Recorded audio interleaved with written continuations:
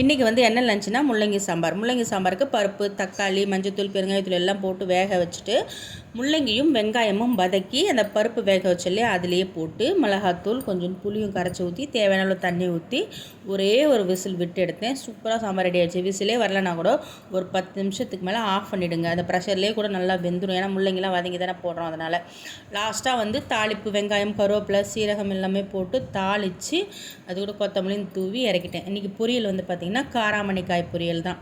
காராமணிக்காய் பொரியல் வந்து எண்ணெய் ஊற்றி எப்போவுமே கடுகு, உளுத்தம்பருப்பு போட்டு வெங்காயம் போட்டு வதங்கினதுக்கப்புறமா காராமணியும் போட்டு தக்காளி போட்டு தேங்காய்லாம் போட்டு மிளகாத்தூள் போட்டு இறக்கிட்டேன். அவ்வளோதான்.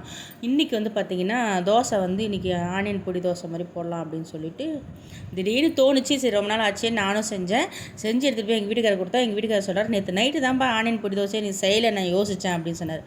உங்கள் மனசில் நினைக்கிறத நான் செஞ்சிருவேன் சொன்னதுக்கு எங்கள் வீட்டுக்காரோட மைண்ட் வைஸ் என்னென்ன சொல்கிறோம் பாருங்க. கம்பி கட்டுற கதையெல்லாம் எடுத்து போடுறாங்க. பசங்களோட பிரேக்ஃபாஸ்ட் வந்து கார்ன்ஃப்ளாக்ஸ் வந்து பாலில் போட்டு கொடுத்துட்டேன். அதே சாப்பிட்டு போயிட்டாங்க. ஸ்நாக்ஸுக்கு வந்து கேக்கு.